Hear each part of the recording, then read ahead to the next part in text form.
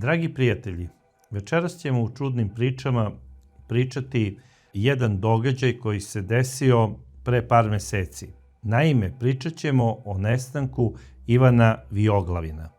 Ko je zapravo bio Ivan Vioglavin i kada je nestao?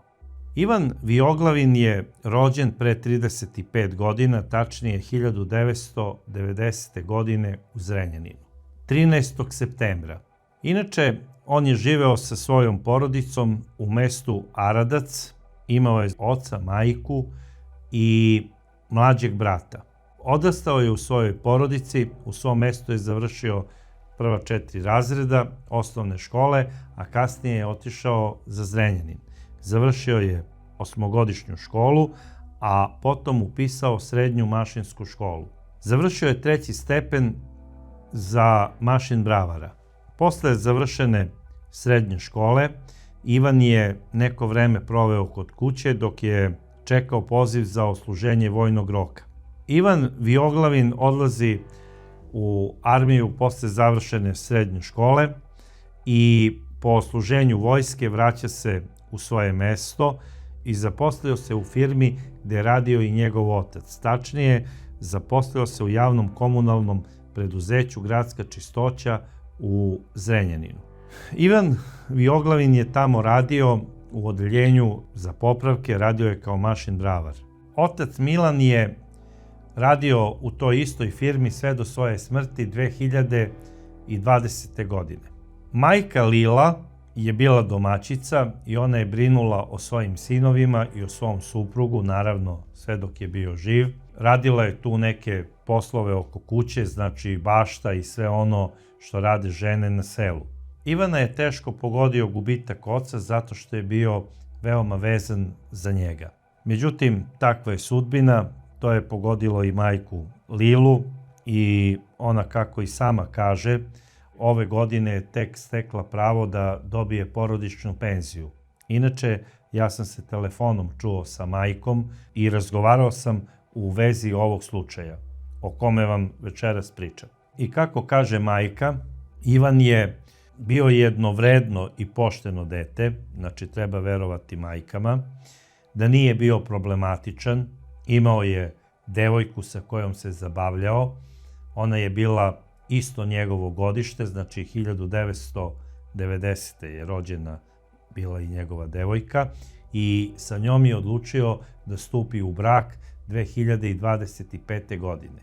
Te iste godine, negde u septembru mesecu, dobijaju i sinčića. Tako da su bili presrećni. Porodica je, kako kaže majka Lila, osetila baš neku veliku radost i mislili su da njihovoj sreći nema kraja. Inače, porodica Vioglavin je važila oduvek za jednu časnu, poštenu i vrednu porodicu. Što se tiče majke, i ona je iz tog istog mesta, iz Aradca. Kada je smatrala da treba da se uda, to je bilo sa nepunih 17 godina, ona se je udala za Milana. Znači, sve je funkcionisalo onako ušuškano i po nekom šablonu te vojvođanske ravnice. Selo Aradac je bilo jedno mirno selo i nije imalo nikakvih incidenata. Ništa se tamo značajno nije dešavalo.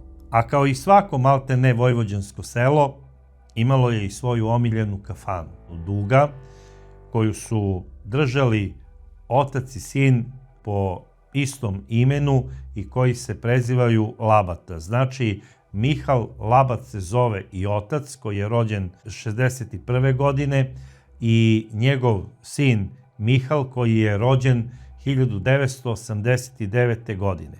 I sada da vas ne čudi to što se isto zovu i otac i sin Mihal, jer i njihov deda se zvao Mihal. Tako da to ispada Mihal, Mihala, Mihal. U ovoj porodici to je bilo zato što su oni Slovaci. I to je kod Slovaka normalno. I kada dolazi policija, recimo da uhapsi nekog Mihajla Labata, oni treba tačno da znaju njegov datum rođenja i matični broj, jer može da se desi da uhapse pradedu umesto praunuka. To policija u Vojvodini zna i na kraju krajeva zbog toga i postoje lične karte i ostala lična dokumenta, kako bi se tačno utvrdio i potvrdio identitet neke određene osobe. I ono što mogu reći za kafanu Duga, ona se nalazi u centru sela Araca, omiljeno je mesto bila svih meštana da tamo izlaze i da provode vikende. Posebno je bila aktuelna u danima vikenda. I kada su neki veći praznici, ono u smislu Nova godina, 1. maj. Sada, Mihal, znači otac koga svi popularno u celom selu Aracu zovu Mića, a tako ćemo ga i mi zvati da bismo razlikovali oca od sina. Mića je važio za jednog veoma mirnog i povučenog čoveka. I svi o njemu pričaju malte ne sve najbolje. I o njegovoj pokojnoj supruzi koja je umrla pre 2 godine. Mića je mnogo voleo svoju suprugu i kako kažu meštani ovog sela, a i sama gospođa Lila sa kojom sam razgovarao, Ivanova majka, Mića je obožavao svoju suprugu i kada je preminula, on se naglo propio i naglo je smršao. On je i onako bio nizak čovek, mršav, ali kako je počeo da pije, prosto se sasušio. I kako kaže gospođa Lila, taj čovek nije bio teži od 50 kg. Patio je za svojom suprugom i to nije ništa čudno, ali nije trebao toliko da pije. Trebao je svakog dana da nosi cveće na grob svojoj pokojnoj supruzi, a ne da pije po litar šljivovice svakog dana. Međutim, Mića je tako odlučio da uteši svoju tugu za pokojnom suprugom i to je, eto, njegov bio izlazak iz te tuge. Sada, šta se dešavalo u međuvremenu sa njegovim sinom Mihalom, juniorom? Junior je našao neku svoju devojku tamo u Zrenjaninu, u Zrenjanin se i oženio, bio je kod nje kući, sve do pre godinu dana, a onda se nešto sa suprugom posvađao i navodno, kako kažu meštani, zbog nasilja nad ženom, on se razveo i došao je kod svoga oca 2025. godine da nastavi svoj život. Inače, pričam o junioru. Junior iz tog braka ima sina i ne bih sada da pričam njegovo ime, ali pretpostavljam da znam kako se zove. Na kraju krajeva to i vi sami možete da pretpostavite s obzirom na porodičnu tradiciju. Sada, da se mi vratimo sada na poslovanje kafane Duga. Kao što su svi rekli u Aracu, a na kraju krajeva i gospođa Lila, kafana je samo malte ne radila petak, subota i nedelja. A onim radnim danima je služila da se tamo Mića napija sa svojim drugarima. I naravno, tu je sada došao i sin. Junior je, isto kao i tata, tešio sebe zbog razvoda, ono kojom kapljicom više. I otac i sin su se jako dobro slagali u svemu, posebno u tom ispijanju rakije. Na kraju krajeva, ovo mesto i pored toga bilo je i dalje najpopularnije mesto u selu, jer drugog nije ni bilo. Imalo je lepu terasu, posebno leti su se tu dešavale neke onako vesele večeri, ostajalo se do kasno uveče, a posle ponoći obično je bio fajront.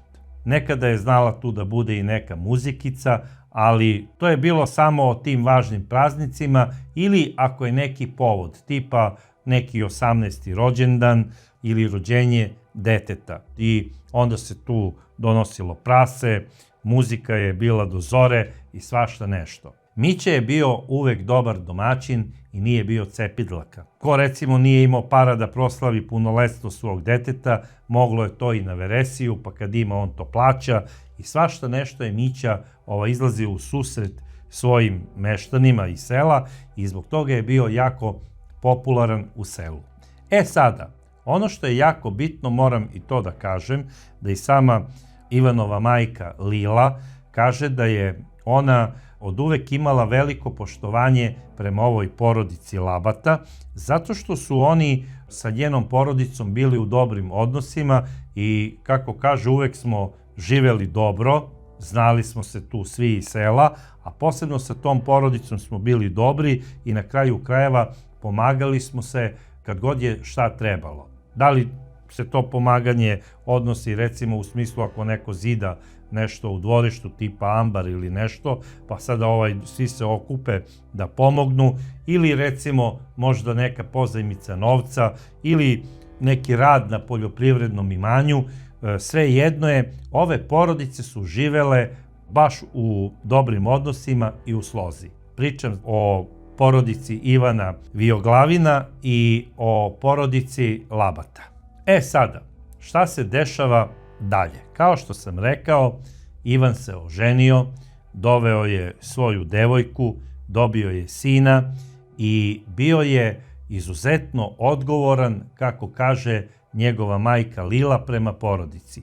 Nikada se nije desilo da on negde ode, a da se ne javi svojoj supruzi ili majci, a takođe i mlađem bratu. Uvek bi rekao telefonom, kasniću pola sata, kasniću sat vremena s posla, ili ako treba negde da ide sa društvom, odlazim zbog toga i toga. Znači, malte ne, nije bilo nikakvih tajni u ovoj porodici. Svi su funkcionisali kao jedan porodični tim i po meni to je okej priča.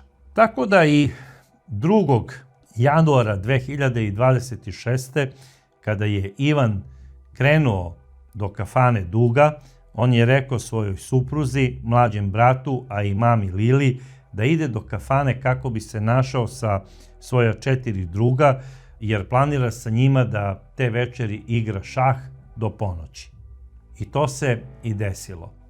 Ivan je došao oko 21 čas u kafani, tu se našao sa društvom, bilo ih je ukupno 5 za stolom, sedeli su i igrali su šah. To je po kazivanju majke Lile, koja mi je to ispričala telefonskim putem. Oni su u toj kafani ostali tamo do 12 časova i 10 minuta. Kada Ivanovo društvo ustaje i odlazi. A Ivan se u kafani Duga zadržava još 20 minuta. Kako znamo za taj detalj da je Ivan tamo ostao do 00:30 časova, to ćemo saznati kasnije. Bitno je da Ivan nije došao te večeri kući. Nije došao ni sutradan ujutru za doručak. Naravno da je to porodicu veoma uzbudilo. Znate, to je samo par dana nakon Nove godine.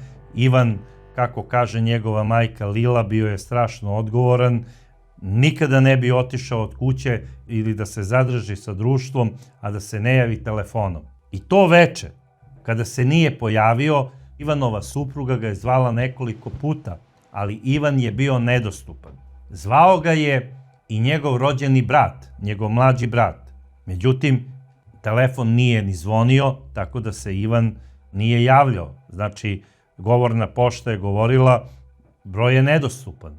I šta se dešava? Sutra dan, pošto je majka znala da je Ivan otišao u kafanu Duga kako bi se našao sa društvom, majka Lila odlazi da pita šta je bilo sa njenim sinom Ivanom i do kad je ostao. I koga će da pita? Naravno, pita vlasnika objekta Miću. Došla je kod njega ujutru oko 8 časova, to je znači bio 3. januar. Je li Mićo, sinoć je ovde bio moj Ivan? Kaže, jeste, bio je sa društvom. Njegovi drugari sa kojima je igrao šah ostali su 10 minuta posle ponoći i izašli su, sva 4. Ivan je ostao da sedi sam za stolom, pored šahovske table i pio je pivo. U 12:15 ulaze neka 3 mladića koja su sa Ivanom sedela nekih 10 minuta i negde oko pola sata iza ponoći sva 4 izlaze iz kafane Duga i odlaze u nepoznatom pravcu.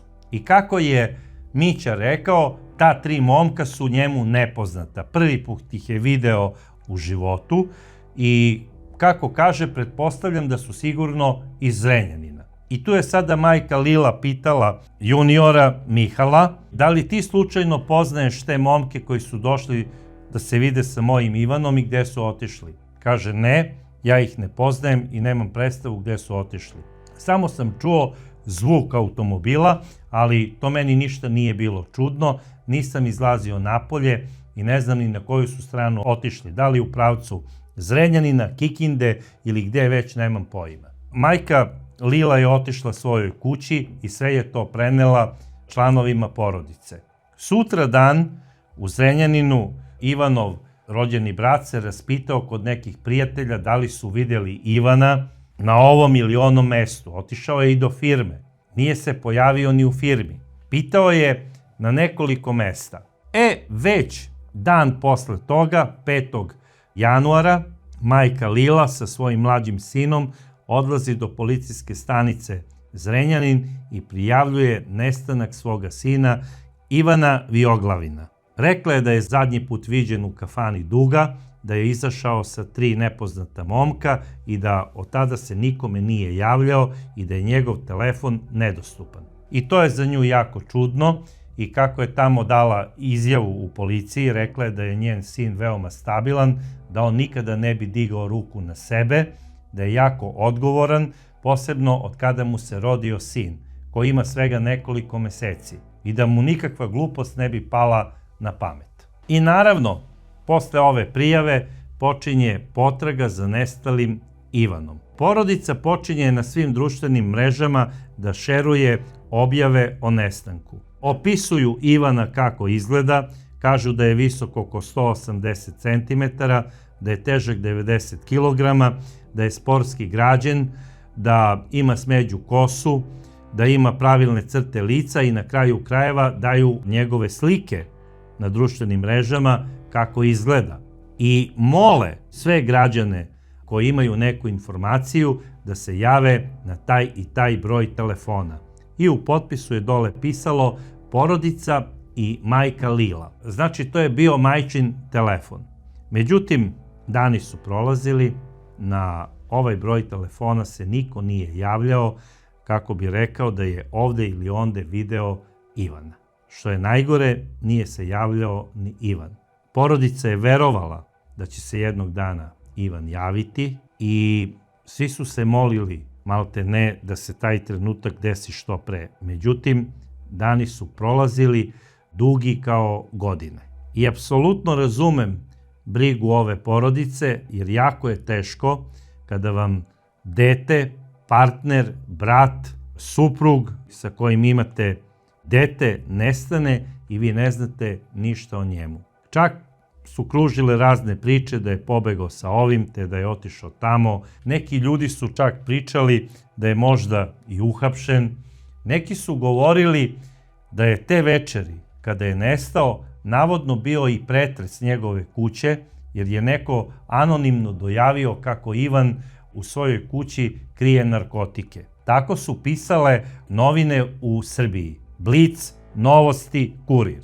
Međutim, meni je ovo totalno ludilo. Taj navodni pretres se desio 2. januara 2026. godine u 23 časa i 30 minuta, odnosno u 11:30, što je jako neobično da policija radi pretres neke kuće uveče, malte ne u ponoć. Takođe je još čudnije da tom pretresu ne prisustvuje onaj koji je ciljani objekat sumnje, a to je zapravo Ivan. On za to vreme igra šah sa svojim društvom. Da je policija zaista uradila taj pretres, pretpostavljam da bi priveli i Ivana. Osim ako to nije bio pretres po ko zna kom osnovu. Kako je kasnije napisano u tim novinama u opisu svega toga, to je bila lažna dojava i ništa nije pronađeno, tako da policija po tom pitanju ništa nije ni preduzela. Što je po meni totalno sumanuto, jer koliko znam, kada policija ima dojavu o narkoticima, oni stave određeno lice pod pratnju i ne samo to lice, nego sva ona lica sa kojima je on u kontaktu. Sada, to nekada zna da traje i po 6 meseci. Kako bi se sklopile sve kockice u mozaiku? Da se vidi tu ko je šta u toj priči. A ne ono, znaš šta, imam informaciju da taj i taj krije u svojoj kući to i to. Pa da je to tako, mislim, u zemlji Srbiji bi samo bili pretresi. To nije radio ni Gestapo za vreme Drugog svetskog rata, nego je rekao građanima Beograda, Beograđani, nemojte da prijavljujete svoje komšije zbog raznorazne gluposti, jer sve prijave ne možemo operativno da obradimo. Znači, da su Nemci po kratkom postupku hapsili te ljude i streljali, u Beogradu ne bi ostao ni jedan čovek za vreme Drugog svetskog rata. Na kraju krajeva i kasnije u Infombirou, kada je bilo anonimnih prijava, OZNA nije postupala samo po prijavi, nego je operativno radila da ispita da li je ta prijava tačna. Tako da ja prosto ne mogu da shvatim da policija jednog ozbiljnog grada kakav je Zrenjanin radi pretres nekog objekta da bi pronašla narkotike, a vlasnik objekta i glavni osumnjičeni u tom periodu igra šah. To je za mene totalno ludilo. I kada sam pitao majku Lilu da li se to veče zaista desio pretres u cilju pronalaženja nekih narkotika, gospođa Lila mi je rekla te gluposti neću ni da komentarišem. A da li je bilo prijave, to je već nešto sasvim drugo. I kada sam pitao gospođa Lilu da li se njen sin Ivan bavio nekim sumnjivim poslovima, ona je rekla apsolutno ne, on je jedan normalan, savestan čovek i radio je u firmi. A kada se vrati kući s posla, bavio se poljoprivredom i bio je savestan suprug i savestan otac. I nikakve kontakte sa narkoticima nije imao. Kada sam pitao za mlađeg sina, znači citiram gospođa Lilu, rekla mi je o mlađem sinu tek nema govora da se bavio bilo čime što nije dozvoljeno, on je prosto kao najfinija devojčica. To su reči gospođa Lile i to je meni lično rekla. I ja to vama sada prenosim u emisiji.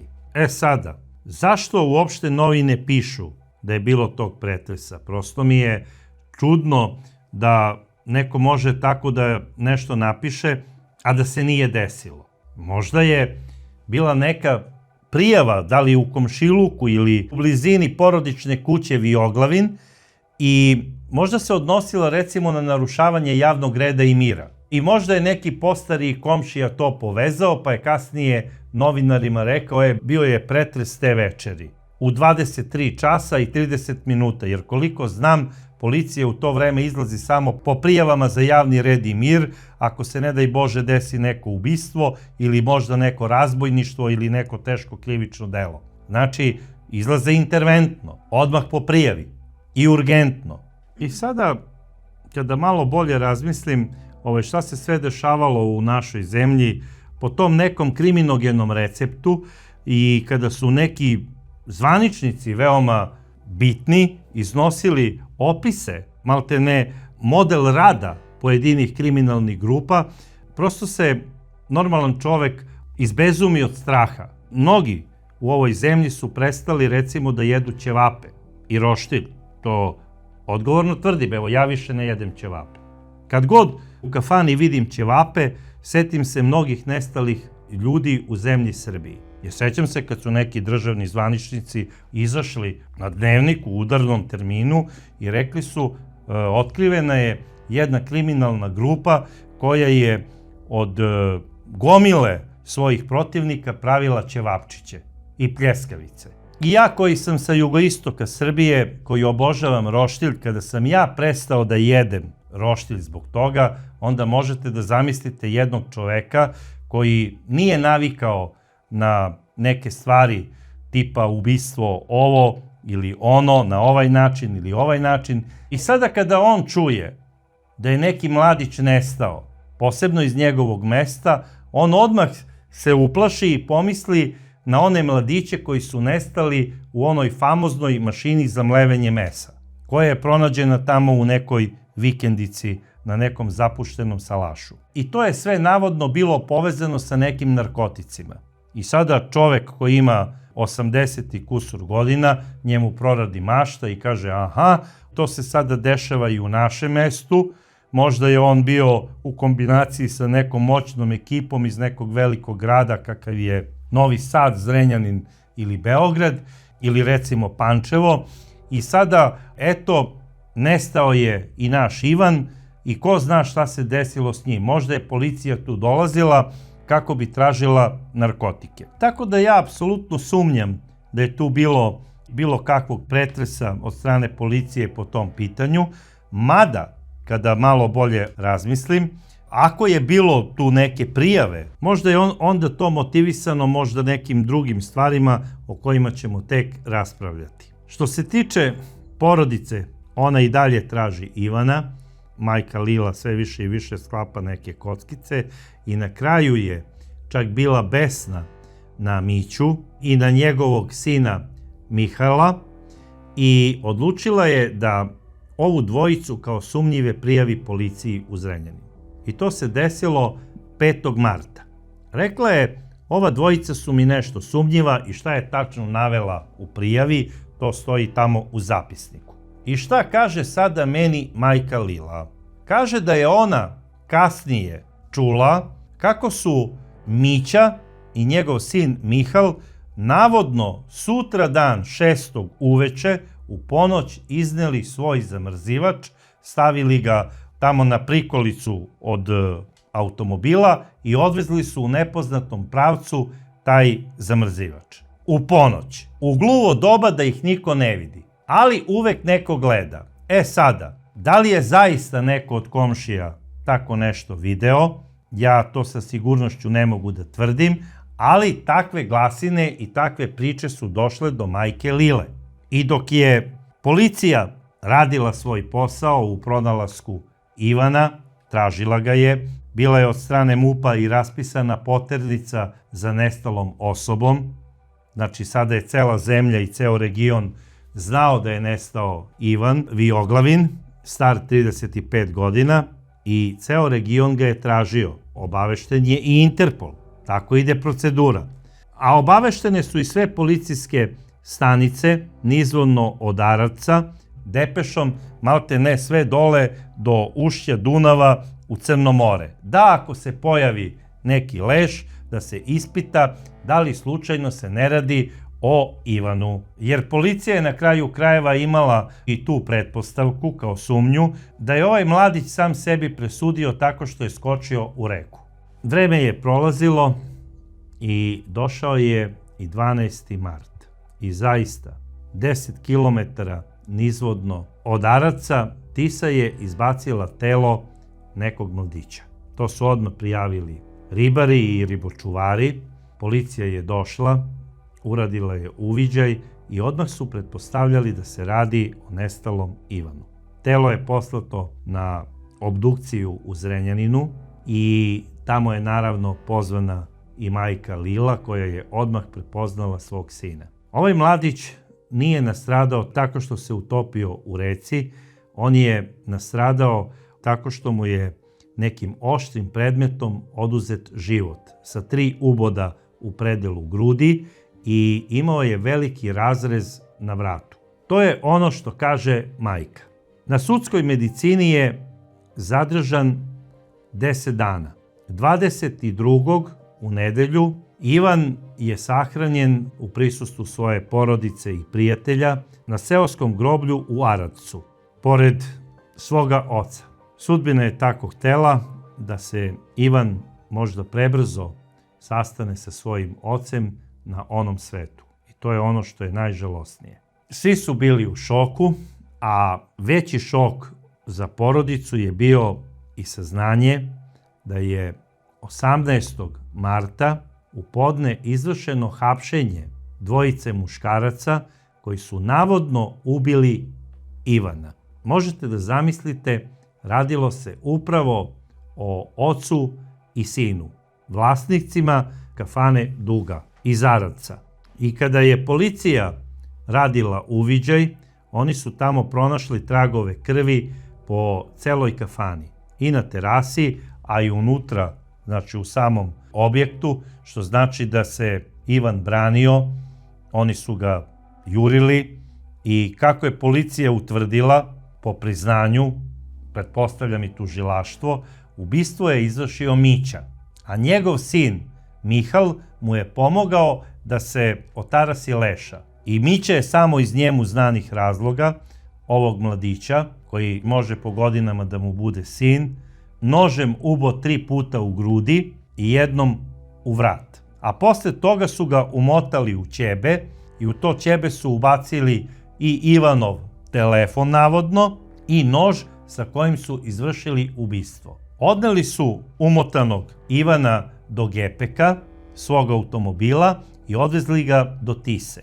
a onda su telo bacili u vodu. Posle 2,5 meseca telo je izašlo 10 km nizvodno od Araca, od mesta gde je bačen. I sada ono što je sumnjivo majci Lili, kako mi je rekla na tom prepoznavanju kada je bila na sudskoj medicini, kaže njen sin je dosta dobro očuvan za 2,5 meseca provedenih u vodi. Kaže pojele bi ga ribe i neke druge možda životinje.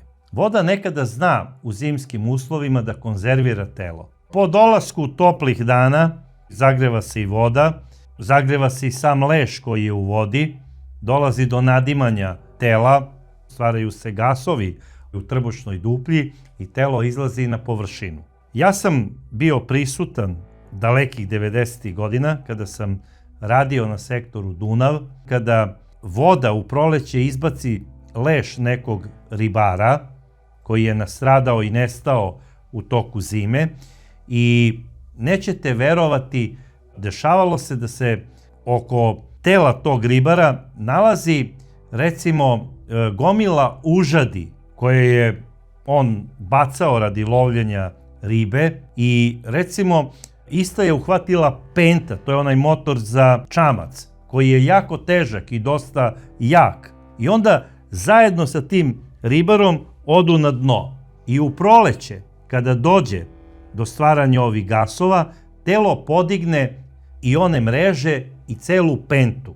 Možete da zamislite koliko je taj vazduh jak i koliko tu ima tog gasa u ljudskom telu. Prosto da čovek ne poveruje. Ali ja sam video recimo tela koja prosto izgledaju kao fudbalska lopta. U ovom slučaju, kako gospođa Lila kaže, njen sin nije bio naduven, izgledao je sasvim normalno, nije imao tragova nikakvih da je recimo imao neka oštećenja u smislu da su ga jele neke ribe ili tome slično, što se obično dešava po rekama. I ona je izrazila sumnju, lično mi je to rekla preko telefona, da je njen sin držan skoro 2 meseca u zamrzivaču. I kada je ona prijavila Miću i njegovog sina Mihala 5. marta, oni su 6. marta sa zamrzivačem odvezli navodno do Tise njenog sina i smrznutog su ga bacili u reku. A kasnije je on